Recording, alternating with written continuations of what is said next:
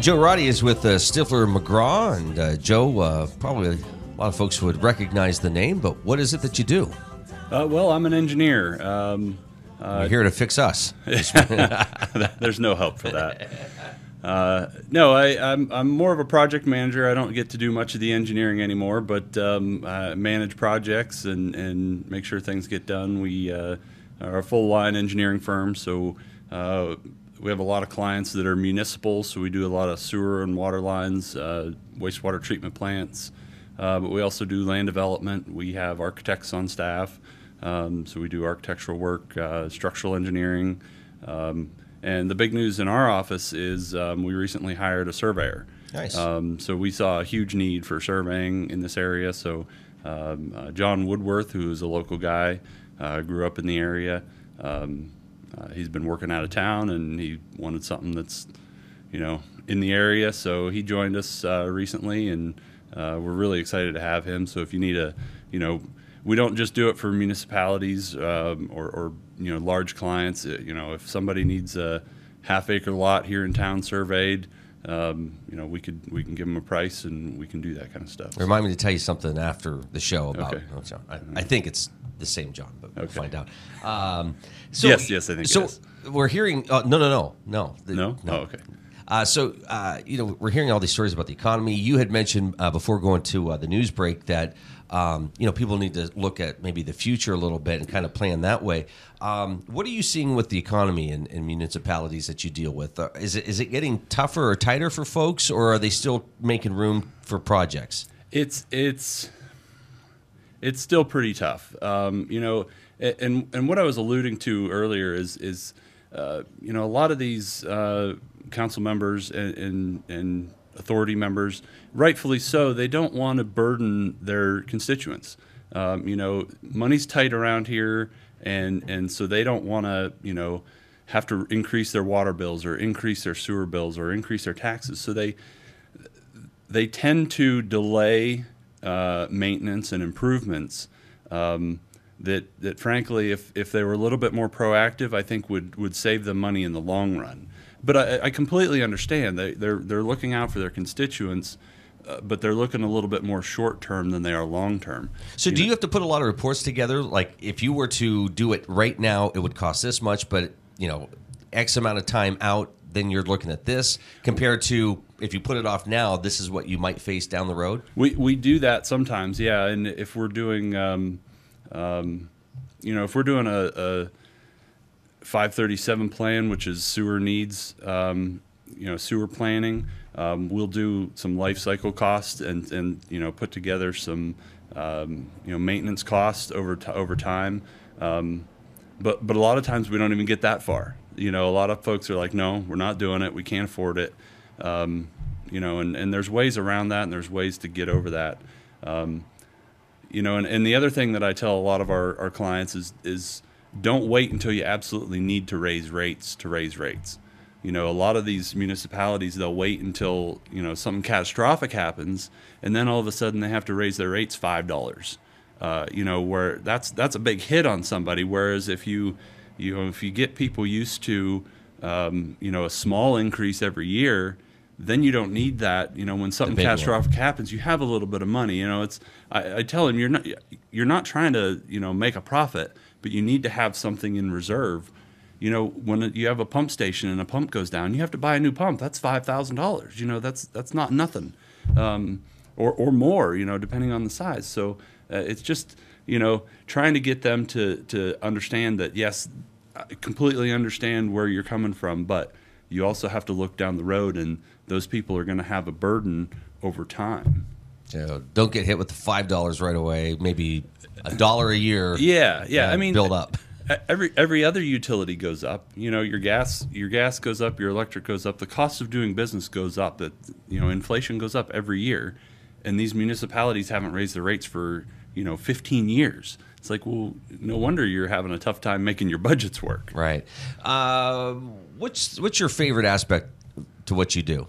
Oh, building things. I've always been put things together. So when we actually get through bidding and we have a contractor and they start, whether it's whether it's digging in the dirt or whether it's, putting studs together. That's always the most fun. And you put in so much work on the front side, to finally get to a point where you actually see some product from all the work you've put into is a great feeling. Is it sad to leave a project when you spent years working on something? Yeah. Or is it like, well, I'm glad to move on? Well, we've had both. Yeah, we've had both. But no, it's sad because you do put so much time into it, and it's kind of like Christmas. I tell people, you got such a buildup, and then it's just over. Right. It's the same thing. You've got all this buildup, sometimes years of buildup, and then it's just over. And you don't. A lot of times we don't get to see a product in use. We get done with it, and it's like, yeah, it's great, fresh paint, new flooring, but we don't actually get to see people using it. So it's nice when we do have a project in town like Town Square. I get to go over and visit with Lori over there, and get to actually see them use the space is really, really rewarding. You travel all over Northwest Pennsylvania, so I'm sure you've driven past projects you worked on, and I'm sure you've thought, wow, that's cool. Yeah. Oh yeah. I had a hand in that. Yeah. That's always a good feeling. So outside of work, what do you enjoy doing? Well, I've got a little bit of everything. I'm big into gadgets and cars, so I don't get to tinker with them, but I like to follow the news and see what's going on. So, this is kind of a fun season. And you just had CES, and then you had the auto show in Detroit. Detroit Auto Show, yeah. So a lot of cool things out of there. The auto show? Both, yeah. Well, let's talk about each one. Where do you want to start? Auto or? Let's start with the auto show. Yeah. All right. What did you see that grabbed your attention? Well, Ford had a pretty good show, I thought. They showed a new Explorer. Ford Explorer's on a new platform. It's back to rear-wheel drive. Most people around here will get an all-wheel drive anyway, but it's a rear-wheel drive platform. They have an ST version that's got like 400 horsepower, which is surprising for an SUV. But they also had the Shelby GT500 Mustang, and they didn't give exact. Could you fit in one? What's that? Could you fit in one? Yeah, I could Okay. You'd make. It's the getting in and out that's difficult. Okay. Once I get there, I'm okay. But yeah, they. You're a tall guy, that's why. Yeah. 5'19". Does that? But so they didn't give exact horsepower figures, but they said it's going to be more than 700 horsepower. Wow. Yeah. So it's going to be probably the fastest Mustang ever. Pretty awesome. So Ford, I think, had a good showing, and so did Dodge. The Ram, the new Ram Heavy Duty, the top of the line Cummins engine is the first time ever a production vehicle with a full warranty with 1,000 foot-pounds of torque. I mean, it's ridiculous. So that was a good one. I'm sure a lot of guys around here towing their horse trailers. Yeah, well, yeah. So that excited you. Yeah, that was good. Did they spend a lot of time talking about technology in vehicles? I know CES spent a lot of time with gadgets for vehicles. Detroit kind of leaves that to CES. A lot of the manufacturers, if they're showing off tech, they'll go to CES. So Detroit it was actually seemed to me like there was a lot less just in general because they were just focusing on the vehicles. Now, I mean, of course, when they're doing their press conference, they're going to talk about what's in the vehicle. But what about design? How's design changed in the 19 models or the 20s that they're working on? Well, you're seeing a lot of people who, we've had electrical vehicles for some time now, but you're getting to the point where these manufacturers are developing the platform, the underpinnings of the vehicle strictly for the electric vehicles. Before you've had, we've got this chassis for this vehicle. How do we wedge a battery in there and make this work? Now you're getting to the point where they're like, we're going all in on electric vehicles. We're going to develop the platform for electric, and we're not even going to care about the internal combustion engine. So that's a big thing that I've seen. Okay, so I'm old school where you want to put the gas in the car and you want to drive it yourself and hit the road and go on that adventure. Yeah. When I think of stories about the car can drive itself or park itself, you know, and when I hear battery, I think, oh my gosh, you know, what happens if I get home and it's late and I forget to charge it, or is it going to take 2 days for it to charge? Are you hearing anything about this stuff? I mean, is the charging better? Is it the charging is better? There are ways that they've got better chargers for your home, and the superchargers are faster. So yeah, you're seeing a lot of faster charging.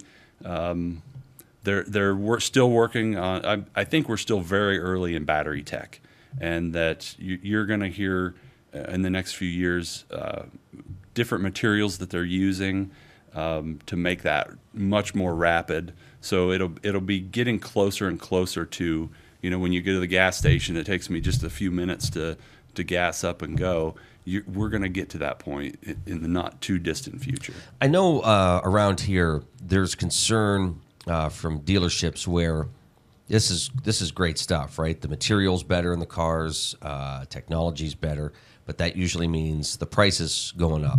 So you're, a base model vehicle now, 5 years ago may have started at $25,000 or $20,000 for the car you like. Now it's $30,000. It's getting tougher. It is, yeah, and that's not just the electric. I mean, manufacturers are. You've got your cruise control. I'm talking about all cars. Yeah, lane assistance warnings and all that electronic gizmos. Yeah, that it certainly does. There are a lot of people that around here, especially, I want a pickup truck, I want a single cab, I want a manual transmission. Right. All I need is a pickup truck to throw some gravel in, unfortunately, I don't see manufacturers, catering to those people, because it's to be honest, it's a bit of a dying breed. So, this is the Morning Drill. You're watching it on Stream Television at Armstrong and listening to it on the Allegheny News Talk Sports Network. Here with Joe Roddy this morning, and Joe, we just got done talking about the auto show. Yep. What'd you see at the Consumer Electronics Show? Well, I was a little bit disappointed in TVs. There wasn't much there. Manufacturers have 8K TVs now for sale. There's no content for 8K. There's no way you're going to, it's like that Ford. Do we really need 700 horsepower? No. So that was kind of disappointing. Other than the LG showed off their rollable TV. So it's a rectangular box, and you push a button, and it opens up, and the screen actually rolls out. So it's kind of like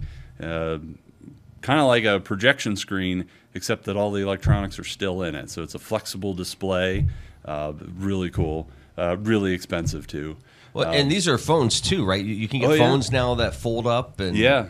That's Royal is a Chinese startup that they showed a bunch of rollable stuff. They had a rollable. It's like a scroll that is a Bluetooth keyboard. So it rolls up, and you just roll it out and lay it down, and you type. And they've got. I believe they have a screen that'll fold in half as well, and they really impressed me this year. I hadn't heard of them before this year, but they had a really nice display.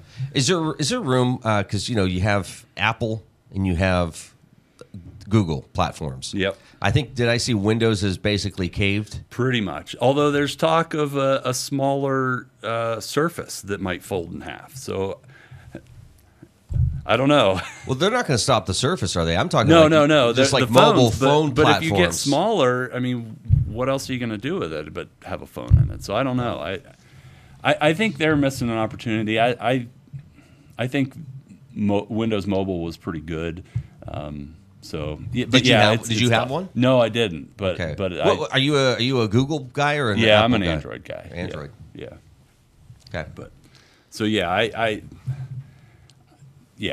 don't know. There's probably room, but it's going to be a niche player. It's Apple and Android have just a huge chunk of the market. So nothing really grabbed your attention then? Well, on the TV side, no. There was a lot of stuff, a lot of robots. There's a clothes folding. Foldimate had a clothes folding robot. Now it can't do sheets, but it can do T-shirts. It can do pants.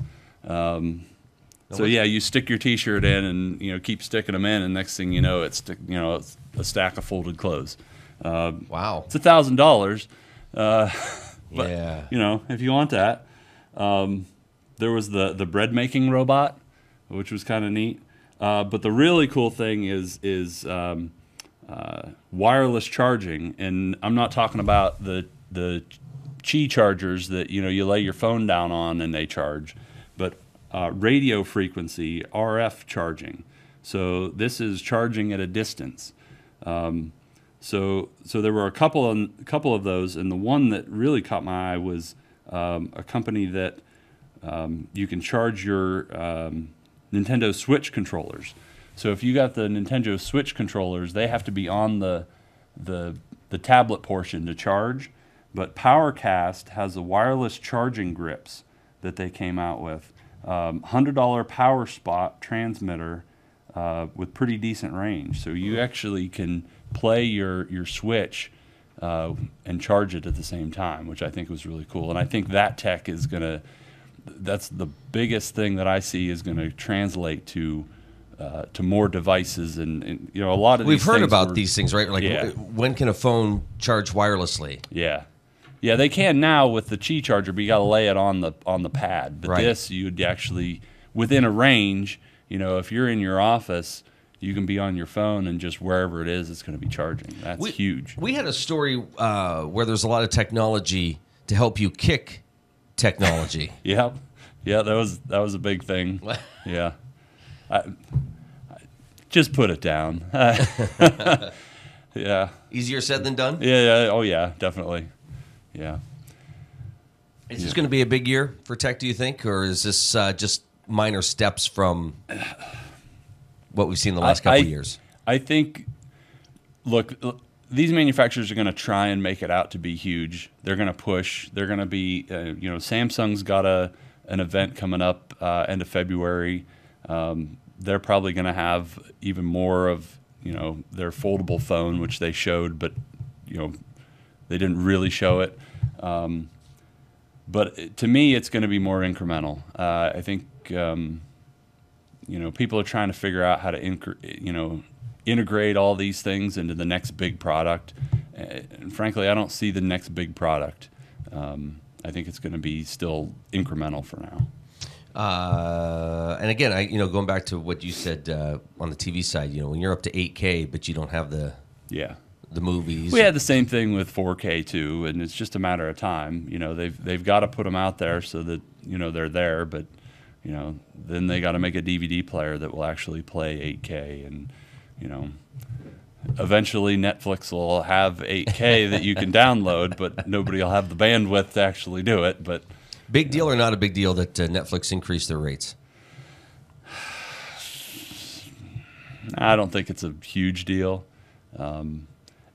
Although I would be concerned for them just because there's more and more competitors. Disney Plus is going to come out this year, which I think is going to put some pressure on Netflix. Well, the Disney Plus, will they just host the Disney brand movies, or will they be adding other content? Well, there's going to be new content. So you're going to have Disney, Marvel, Star Wars, and they've already announced that there's going to be dedicated TV shows in the Marvel and Star Wars universe that'll be just on Disney Plus. Wow, kind of like what CBS is doing with that Star Trek series. Exactly, right? Exactly. So the more competitors, the harder it's going to be for Netflix. So crazy. Yeah. Joe, what'd you learn today? I'll get back to you on that. I learned that we should have you back on a regular basis to talk tech. Yeah. Or maybe we'll do something completely different. I am. Hint, hint. Hey, have a great Wednesday.